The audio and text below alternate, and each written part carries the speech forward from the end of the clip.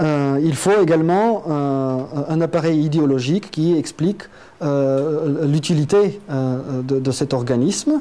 Et cet organisme lui-même se donne cette légitimité parce qu'il monopolise la production de services tout à fait utiles. On a discuté des routes et autres infrastructures. Évidemment, c'est des choses dont on ne peut pas se passer.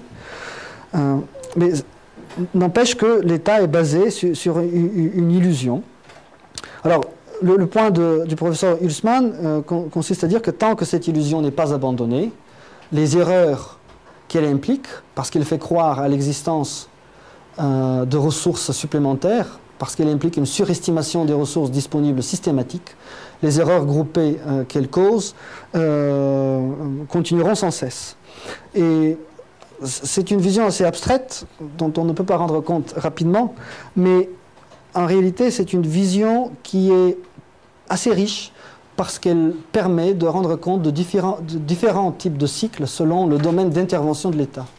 Il y aura un cycle monétaire des affaires économiques qui sera basé sur une meilleure compréhension de la banque centrale et du système de banque à réserve fractionnaire légalement protégé par l'État. On pourrait parler d'un cycle militaro-impérialiste ou encore d'un cycle de l'État-providence où l'État va faire des promesses qu'il ne peut pas soutenir. Et donc là encore, il va faire croire à la présence de ressources économiques qui n'existent pas. Juste deux mots sur la reconstruction de la théorie monétaire du cycle économique donc par le professeur Hülsmann. Il n'y a pas véritablement d'éléments changés dans la mécanique des phénomènes économiques. Il y a juste un changement dans la justification de l'émergence systématique des erreurs. Et le point central qu'il va souligner, c'est en réalité celui de l'aléa moral. Comme il existe un système dans un système de monnaie papier, comme il existe une banque centrale qui est prêteur illimité en dernier ressort, non seulement prêteur en dernier ressort, les banques centrales l'ont toujours été, mais en système de monnaie papier, il s'agit d'un prêteur illimité en dernier ressort.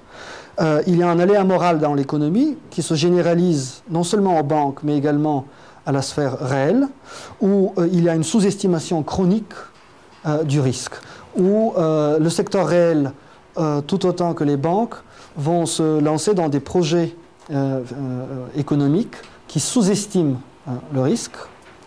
Et ceci va entraîner des malinvestissements chroniques dans l'économie, dont on se rendra compte de temps en temps. Il n'y aura pas forcément de crise comme on en a connu au XIXe siècle, avec des ruées bancaires, avec une reconnaissance de mes investissements effectifs, parce qu'on va remettre toujours une nouvelle couche par le prêteur en dernier ressort. Et c'est un petit peu ce qui se passe ici. Alors l'issue de cette situation, malheureusement, ne peut être que celle que Mises lui-même nous a suggérée, avec l'abandon total de la division du travail et l'hyperinflation. Et donc ce que Guido Hülsmann arrive à faire dans sa reconstruction de la théorie monétaire du cycle autrichien, c'est de définitivement montrer que le cycle économique est issu d'une manipulation de la monnaie et non pas de la monnaie en tant que telle. Voilà. Mais j'ai juste un problème quand vous dites si les individus anticipent le cycle, il ne va pas y avoir d'effet de malinvestissement. Et s'ils ne l'anticipent pas, il va y en avoir. Mais évidemment, c'est jamais les individus font tout. C'est certains individus. Tout à fait. Et il me semble que, bon, quand on me posait la question, par exemple, pourquoi les gens d'affaires, même ceux qui semblaient avoir l'esprit ouvert et voir les effets pervers de l'inflation, avaient embarqué dans le jeu des malinvestissements, de l'endettement, etc. Et je leur répondais, il y a un problème de théorie des jeux, justement, où si votre concurrent lui-même a accès à du crédit facile et développe des nouveaux produits avec ça, développe des marchés et va chercher vos propres clients, vous allez être obligé de suivre de faire la même chose, sinon vous allez carrément perdre vos parts de marché. Et en bout de ligne, c'est juste votre capacité d'attendre que le cycle finisse, peut-être en faisant des pertes tout le long et peut-être survivre là, si vous ne faites pas ça, qui va vous convaincre de ne pas embarquer dans le jeu. Et donc, finalement, tout le monde, même s'il y en a qui comprennent ce qui se passe, ils n'ont pas le choix d'embarquer. Est-ce que c'est logique? Alors, malheureusement, le professeur Hussman n'est pas là pour répondre, mais autant que j'ai compris, les individus anticipent l'inflation, donc la hausse des prix. Et les demandeurs de crédit, eux-mêmes, se font concurrence pour les crédits nouveaux. Ils sont prêts eux-mêmes à payer une prime d'inflation. Et donc les taux d'intérêt ne baissent pas. Donc effectivement, les nouveaux crédits seront pris. Hein. Il y aura une distribution de crédits bancaires. Donc là, je suis tout à fait d'accord. Mais il n'y aura pas... Il y aura de nouveaux processus de production commencés. Donc, mais ces processus de production pourront être terminés. Il y aura une réallocation de l'épargne, d'autres processus de production, vers ceux que les demandeurs de crédit qui sont prêts à payer un taux d'intérêt plus élevé commencent, mais les nouveaux processus de production ne seront pas plus longs. Ils pourront être terminés. Donc, il y aura une redistribution des richesses. Mais ça, c'est si tout le monde anticipe, c'est ça? Non, il n'est pas nécessaire que tout le monde anticipe. Il est certain que certains anticipent pour faire monter le taux d'intérêt, pour que une prime d'inflation soit intégrée. Il n'est pas nécessaire que tout le monde anticipe. C'est le même problème que la concurrence. Il suffit qu'il y ait 2 ou 3 types qui voient une possibilité d'arbitrage pour renchérir et se font concurrence entre eux-mêmes pour renchérir un prix et profiter d'un gain temporaire constaté sur les marchés. Donc il n'est pas nécessaire que tout le monde anticipe. Il est nécessaire que certains anticipent qu'une prime soit intégrée au taux d'intérêt pour que le taux d'intérêt ne baisse pas. C'est ainsi que j'ai compris la théorie de Guido. Si d'autres l'ont compris autrement,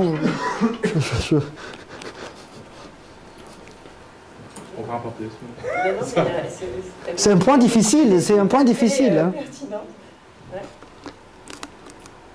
C'est un point difficile à comprendre.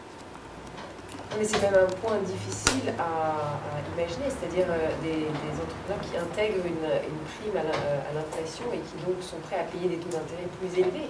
Oui, pour être les premiers à récupérer les moyens d'échange supplémentaires. Ils reçoivent de nouveaux crédits, ils deviennent en contrôle, ils contrôlent de nouveaux moyens d'échange. Donc ils seront les premiers à bénéficier de la redistribution des richesses. Donc évidemment qu'ils seront prêts à payer un taux d'intérêt plus élevé dans la mesure où ils pensent qu'ils seront toujours gagnants puisque les prix vont augmenter. Donc pour eux, il sera rentable de commencer le nouveau processus de production. Mais ce que ça va créer au niveau macroéconomique, au niveau généralisé, c'est l'absence d'un déséquilibre intertemporel puisque les taux d'intérêt n'ont pas baissé. Donc ils vont attirer les facteurs de production existants vers eux puisqu'ils reçoivent effectivement des moyens d'échange supplémentaires. Ils ont raison de payer un taux d'intérêt plus élevé parce que l'inflation se manifestera plus tard et ils trouveront leur compte économique. Et il n'y aura pas de déséquilibre puisque les facteurs de production existent et ils les attirent. Je pense que c'est ça, effectivement, c'est un point difficile à intégrer. Je ne sais pas si j'ai raison, si je les ai vraiment intégrés de la bonne manière. Dommage que Guido ne soit pas là. Quelqu'un Marianne. Alors attendez, il y avait qui? Donc on va prendre Philippe, Marianne, Guillaume. Juste dans la fiction, enfin dans l'hypothèse où on serait dans un système bancaire où il n'y aurait pas de système de réserve fractionnaire, où les banques ne prêteraient que de la vraie épargne, quel serait le paysage de l'épargne? On trouverait du crédit, je dirais. Bien sûr. Pourquoi? Bien sûr. Forcément, puisque aujourd'hui on a... Oui, forcément moins, mais ce n'est pas pour autant, enfin moins en dimension monétaire, mais pas forcément moins en dimension réelle et en capacité d'achat. Oui, et en capacité d'attraction de facteurs de production. Alors c'est tout le problème de la réforme monétaire. Comment fait-on une réforme monétaire qui, en réalité, ne va pas profiter à un grand nombre d'individus dans la société et qui risque de perturber sensiblement le calcul économique? C'est un grave problème auquel il faut réfléchir Et ça peut être tout aussi bien le sujet d'une vraie conférence, stratégie de réforme monétaire. Tout à fait. Il y a George Weissman qui propose un chapitre long. Il y a différentes propositions. Huerta de Soto, dans le dernier chapitre de son traité, offre également une solution. Mises lui-même a quelques propositions de réforme monétaire qui ont été très bien résumées par Guido Hülsmann dans un article en 2008. Il y a des propositions, mais Philippe Bagus, si vous vous intéressez à cela, a écrit quelques articles qui sont en ligne sur la déflation et la justification d'une réforme monétaire radicale et pas en étape. Oui. Est-ce qu'il faut réformer radicalement? Est-ce qu'il faut réformer par degrés? Donc il y a une pensée autrichienne actuellement qui est dédiée à ces questions, qui sont questions clés.